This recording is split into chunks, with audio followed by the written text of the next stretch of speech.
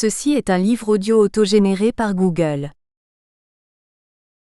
La privatisation de la sécurité. Diplomatie et stratégie. Collection dirigée par Emmanuel Collier. Ouvrage paru. Fazil Zeylanov. Le conflit du Haut-Karabakh, une paix juste ou une guerre inévitable. Une approche historique, géopolitique et juridique, 2011. Philippe de Prédurant, L'Union européenne et la mer, ou les limbes d'une puissance maritime, 2011.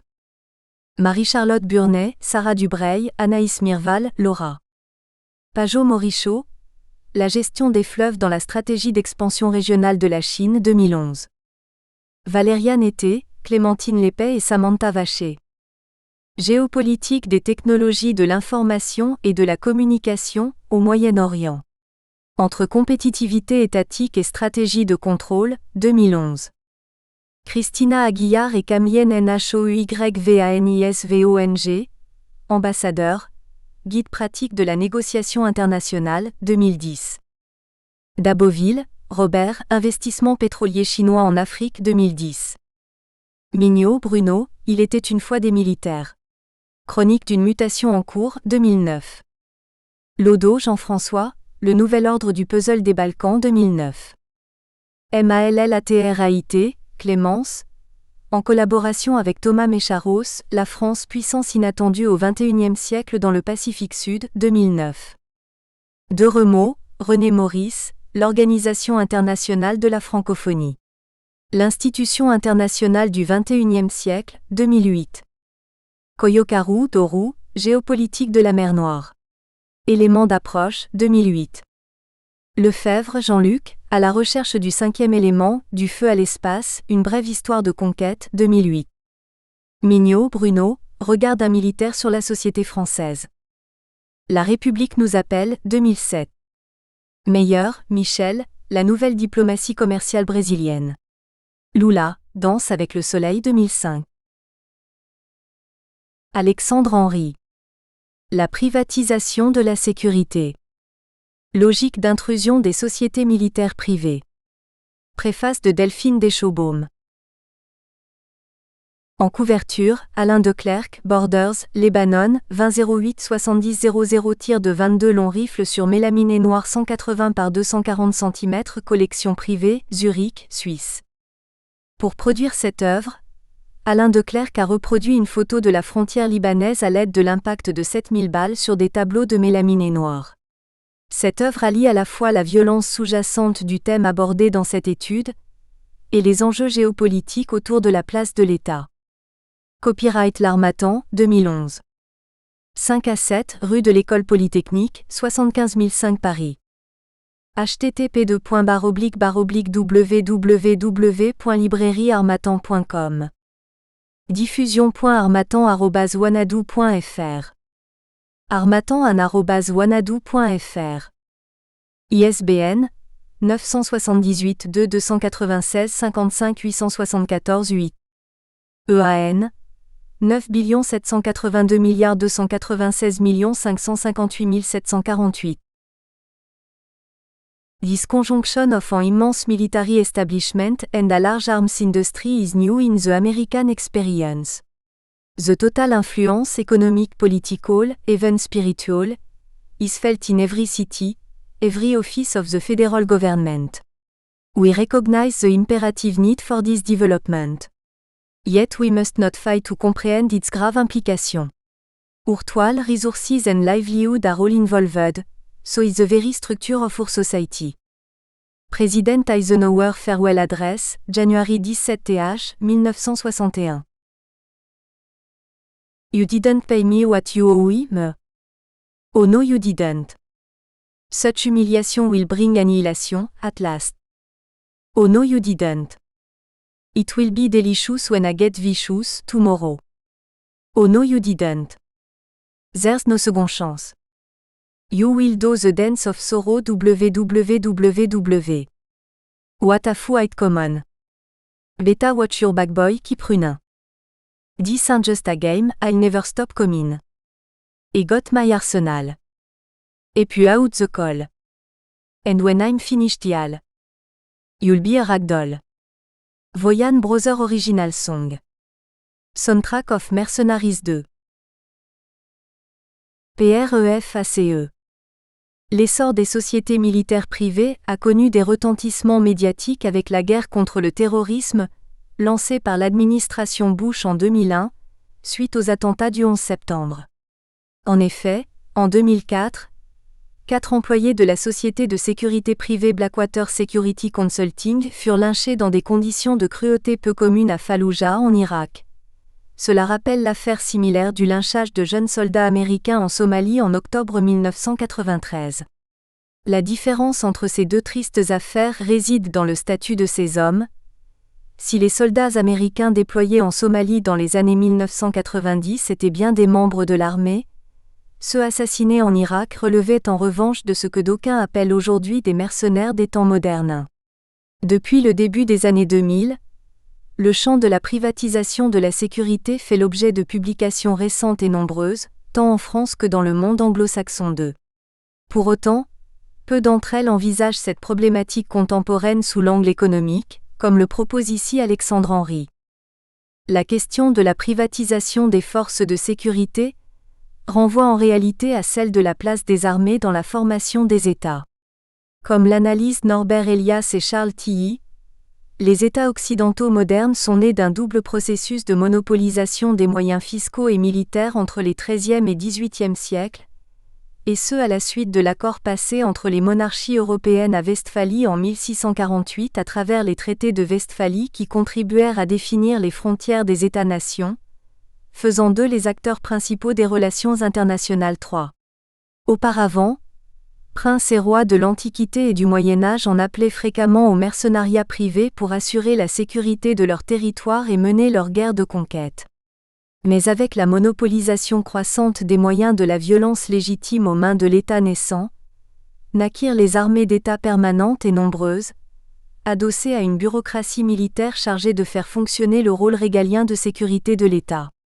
Or aujourd'hui, l'usage de plus en plus fréquent et dans des tâches de plus en plus vastes et diversifiées, de sociétés militaires et de sécurité privée, ou SMP, conduit-il à une désacralisation de cette fonction régalienne ? C'est en filigrane la question que pose l'ouvrage d'Alexandre Henry. Rappelons que les SMP contemporaines trouvent leur origine dans le contexte stratégique né de la fin de la guerre froide. Face à des menaces multiples et globales, face à la transformation de conflits interétatiques conventionnels en conflits intra-étatiques nécessitant une rapidité de réaction croissante d'une part, et de la demande de sécurité exponentielle générée par la recrudescence du terrorisme global d'autre part. Les États occidentaux, entendant toucher les dividendes de la paix après 1991, ont lancé de vastes réformes de leurs armées tant dans un sens de modernisation et de technicisation des appareils militaires que dans celui d'une réduction des effectifs. Pour mémoire, les effectifs militaires mondiaux ont connu une baisse de 20% depuis la fin de l'ordre bipolaire. Le champ couvert par ces SMP, au départ surtout basé sur l'aide logistique, s'élargit progressivement à de nouveaux domaines, missions de combat, de renseignement, de formation comme en Irak ou en Afghanistan. 4. Or, comment faire face à une demande croissante de sécurité avec des forces armées moins nombreuses ? Les sociétés militaires privées, ou SMP, seraient-elles, au fond, la réponse apportée par le marché à la question posée par la demande de sécurité publique dans des sociétés contemporaines qui ne sont plus structurellement en mesure d'y faire face ? C'est précisément ce questionnement que soulève le présent ouvrage. En s'intéressant aux logiques d'intrusion des sociétés militaires privées, il offre un éclairage à la fois actuel et très stimulant sur le sujet. Il est issu d'un premier travail de recherche réalisé pendant son année de diplôme à l'Institut d'études politiques de Grenoble. Il importe ici de rendre hommage à ce travail tant il met en avant les qualités d'intuition, d'analyse et de sérieux de son auteur. Alexandre Henry nous propose en l'occurrence un travail qui offre un double avantage. Il permet non seulement d'alimenter la réflexion sur les nouvelles voies qu'empruntent la sécurité étatique et la sécurité internationale, en analysant cette problématique d'un point de vue novateur, le point de vue de l'économie.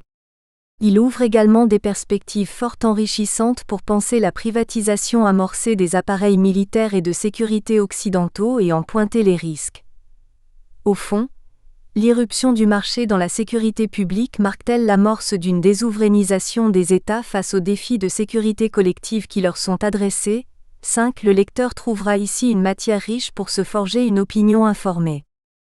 Delphine Deschaux-Baume, chercheur à l'École de la paix de Grenoble, et chercheur associé au laboratoire Pacte IEP de Grenoble. Un Jean-Jacques Roche, dire, insécurité publique, sécurité privée?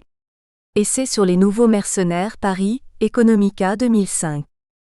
Deux confrères notamment Sami Maki, militarisation de l'humanitaire, privatisation du militaire, Paris, CIRPES, 2004, Philippe Chaplot, Société militaire privée.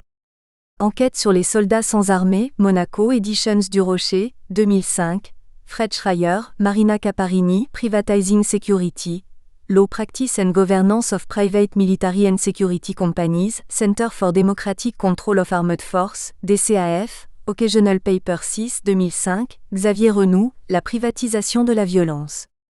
Mercenaires et sociétés militaires privées au service du marché, Marseille, Editions Agon 2005, Jean-Didier Rosy, Société militaire et de sécurité privée, les mercenaires des temps modernes? Les cahiers du RMES, volume 4, numéro 2, hiver 2007 à 2008, page 112. 3. Norbert Elias, La dynamique de l'Occident, Paris Kallmann-Lévy 1975, première édition. Allemande, 1939. Charles Tilly, La construction de l'État en tant que crime organisé. Politics 2000, pp 13 à 49. 4. Confère en particulier Rajiv Chandrasekaran, Dans la zone verte, Les Américains en Irak, Paris, Editions de l'Olivier 2008, et Sami Maki, La contre-insurrection privatisée, Nouveaux mercenaires en Afghanistan, pp 101-116, in Pierre Micheletti, dire, Afghanistan, Gagner les cœurs et les esprits Grenoble, Pug 2011. 5. Sami Cohen, La résistance des États, Paris Ed. Seuil 2003. Introduction. La privatisation de la sécurité de type militaire sera ici abordée dans son acceptation récente, et non pas à travers une approche historique. Même si le phénomène de mercenariat possède une histoire ancienne, le phénomène de privatisation de la sécurité qui sera développé se distingue du mercenariat classique dans le sens où il est né dans les années 1970-1980, et qu'il a connu un développement fulgurant au sortir de la guerre froide, dans les années 1990. Ce récent phénomène de privatisation fait intervenir des acteurs privés nouveaux, les sociétés militaires privées parfois appelées SMP. La définition de ces acteurs retenue ici est celle proposée par Doug Brooks VI, président d'un consortium de SMP. Il les définit comme étant des sociétés cherchant le profit, et proposant tout l'éventail des services légaux qui étaient auparavant fournis par les armées nationales. 7. La récente privatisation de la sécurité de type militaire intervient dans un contexte spécifique. Le développement des sociétés militaires privées est considéré comme la réalisation d'un processus économique propre aux années 1980, qui le distingue d'une simple continuité d'une activité de mercenariat post-Deuxième Guerre mondiale.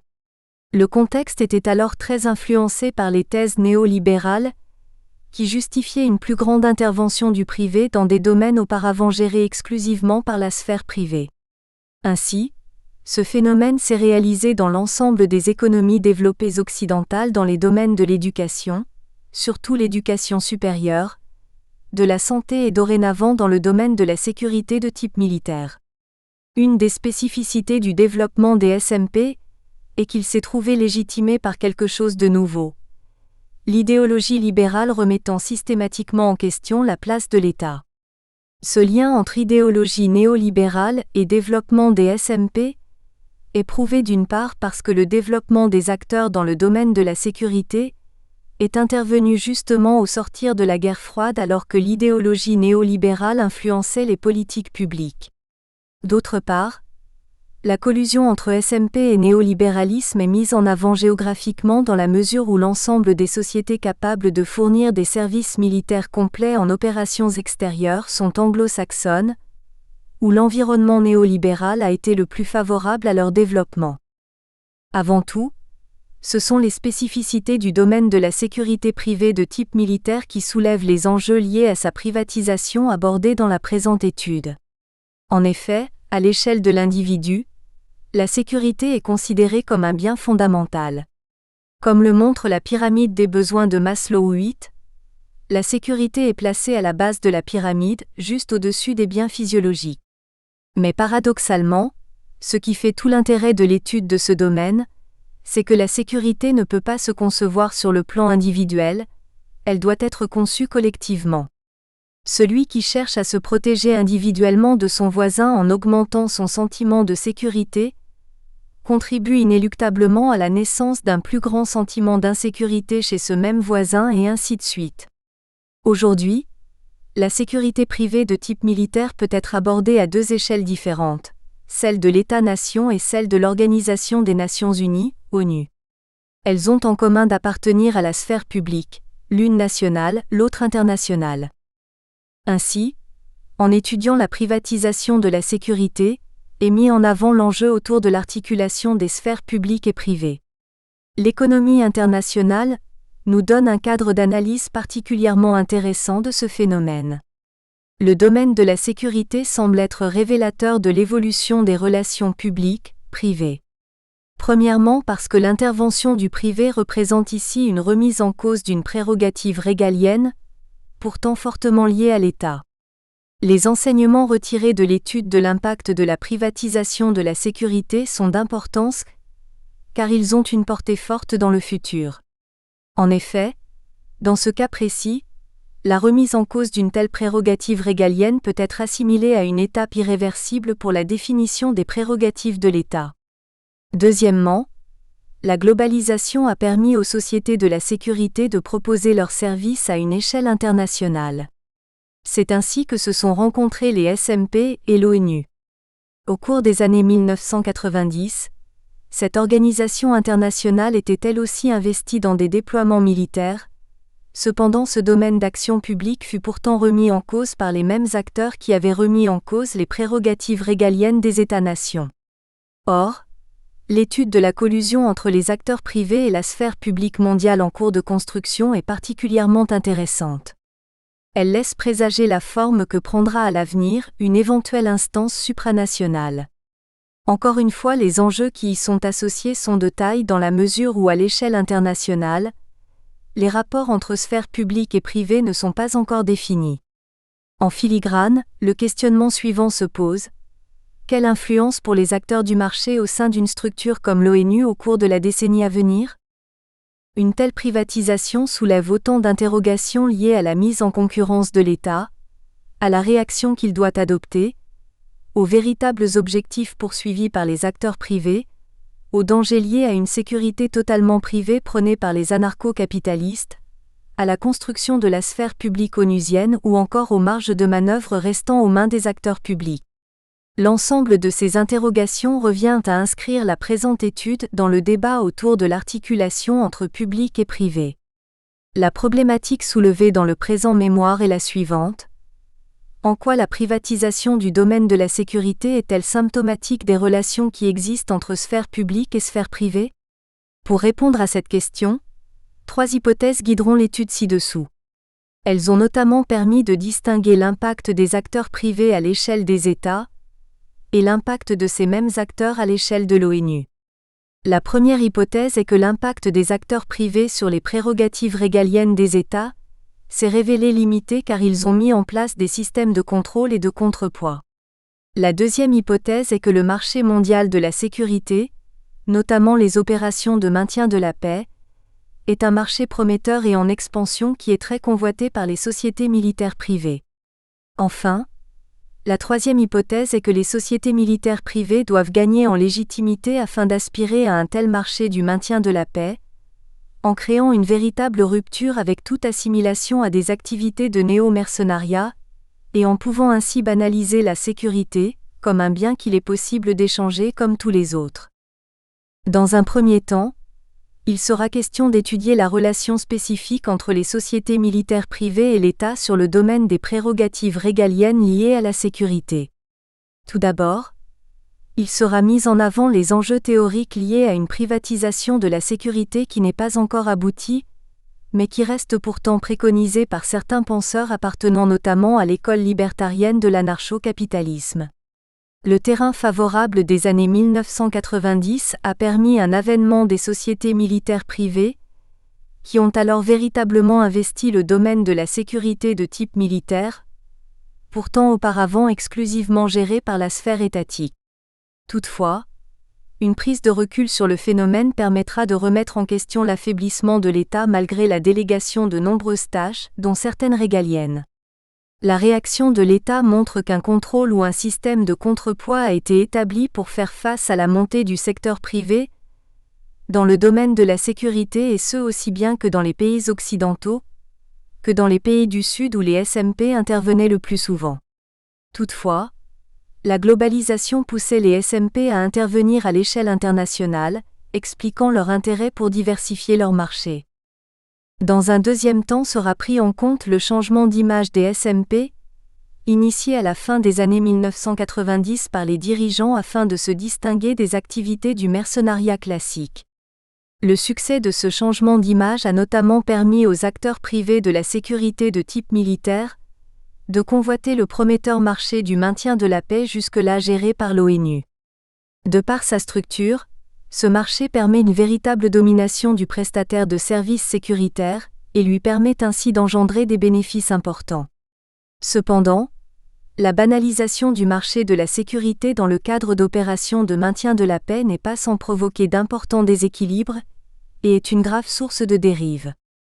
6. Doug Brooks, à l'origine spécialiste des enjeux liés à la sécurité en Afrique, a notamment étudié l'utilisation des forces de sécurité de type militaire privé afin d'assurer des missions de stabilisation. Il a créé en 2001 l'International Peace Operations Association, qui regroupe aujourd'hui 76 sociétés militaires privées. 7. Doug Brooks cité sur le site de Sandline.com. 8. Maslow Abraham Harold, l'accomplissement de soi, de la motivation à la plénitude, Paris, Erol, 2003, première édition 1943, 207 p. Partie 1. SECURITE et PREROGATIVELSREGALIENNES, les relations SMPETAT. Intervenant dans le cadre d'un domaine spécifique à l'État, les acteurs privés de la sécurité de type militaire entretiennent par conséquent des rapports complexes avec la puissance étatique. C'est leur analyse qui permet de mettre en avant le phénomène de privatisation de la sécurité et ses conséquences sur les relations entre sphère publique et sphère privée. Bien que les caractéristiques associées à la sécurité la rendaient historiquement administrée par la puissance étatique, les transformations des 20 dernières années ont remis en cause ce lien entre État et sécurité quand les acteurs privés sont eux aussi devenus acteurs de la sécurité privée de type militaire. Il n'en reste pas moins que ce phénomène s'est également accompagné d'une réaction active de l'État, qui a permis d'assurer un relatif équilibre entre les sphères privées et publiques. Chapitre 1.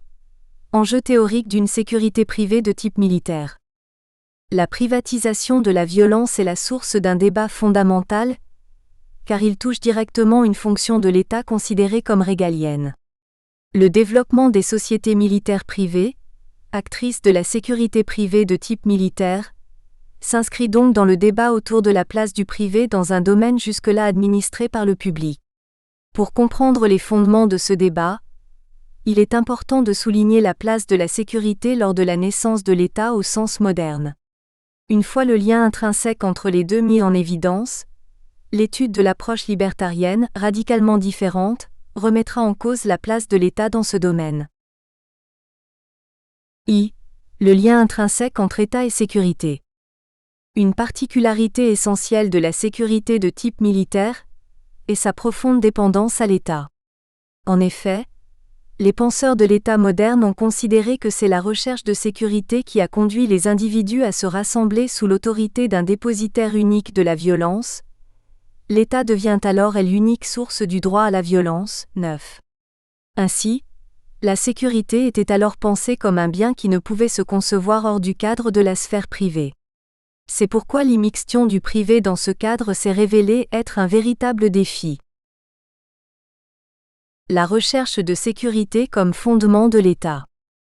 L'immixtion du secteur privé présente de lourdes conséquences dans le secteur de la sécurité de type militaire. Celui-ci est non seulement une prérogative régalienne de longue date, mais ce domaine représente aussi chez certains penseurs des idées politiques, l'origine même du fondement du peuple, ainsi que de l'État, au sens moderne. Thomas Hobbes, 1588 à 1679, philosophe anglais, est reconnu comme étant le premier penseur de l'État au sens moderne.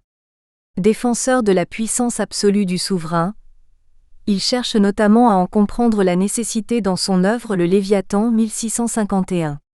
L'articulation principale de son raisonnement réside dans le pacte social, repris de la théorie de Grotius 1583 à 1645-10, qui lie d'une part le souverain et d'autre part la société. À la base, Hobbes considère de manière pessimiste l'état de nature, c'est-à-dire l'état fictif dans lequel on pourrait décrire l'homme avant qu'il n'entre en société. Le philosophe reste avant tout influencé par le contexte ambiant, où l'on notait une véritable décadence des mœurs dans l'Angleterre contemporaine à Hobbes. L'homme à l'état de nature serait un être égoïste, vaniteux, jaloux et violent qui serait naturellement porté au conflit. En effet, l'égalité entre les hommes serait justement le moteur de ces conflictualités, dans la mesure où chacun est individuellement mu par la volonté de s'assurer un meilleur confort de vie. De ce postulat égoïste en résulte une guerre de chacun contre chacun. Un mélange de rivalité, de méfiance et de fierté personnelle conduit à des offensives individuelles successives. Cette situation est condensée dans la maxime célèbre de Hobbes, Homo homini lupus 11. Ainsi, dans l'état de nature, les hommes vivent dans la crainte permanente de la violence. Ils vivent sans autre sécurité que celle dont les munissent leur propre force ou leur propre ingéniosité. 12. Or, il s'avère que dans ce contexte d'insécurité, les hommes désirent toutefois assurer leur propre survie. Pour sortir de cet état de nature, ils ont intérêt à se mettre en commun à un niveau suffisamment fort. Celle-ci est mise en avant à travers le contrat social avec un souverain puissant. Lors de ce contrat, les citoyens se dessaisissent de toute leur force et de tout leur pouvoir afin de le confier au souverain. Cet échange de liberté contre sécurité permet en théorie d'assurer la sécurité collective et la garantie de la paix. Cette pensée rompt avec le fondement de la toute-puissance de Dieu et de la nature qui justifiait auparavant le pouvoir du souverain. Ici, c'est la société qui est le fruit d'un pacte volontaire d'association entre les hommes. En effet, dans le cadre de la pensée hobbesienne, le contrat social qui repose sur la recherche de sécurité entraîne une double conséquence. D'une part, il crée le pouvoir du souverain, il donne ainsi naissance au concept de pouvoir dans son acceptation politique. D'autre part, il permet aussi d'associer les hommes en un peuple qui sera à même de former le corps politique. De l'union de ces deux conséquences naîtra la République, c'est-à-dire l'union incarnée par le pouvoir du souverain. Cette conception permet d'aller plus loin qu'un simple... Nous espérons que vous avez apprécié cet aperçu. Pour continuer à écouter ce livre audio sur Google Play Livres, utilisez le lien dans la description de la vidéo.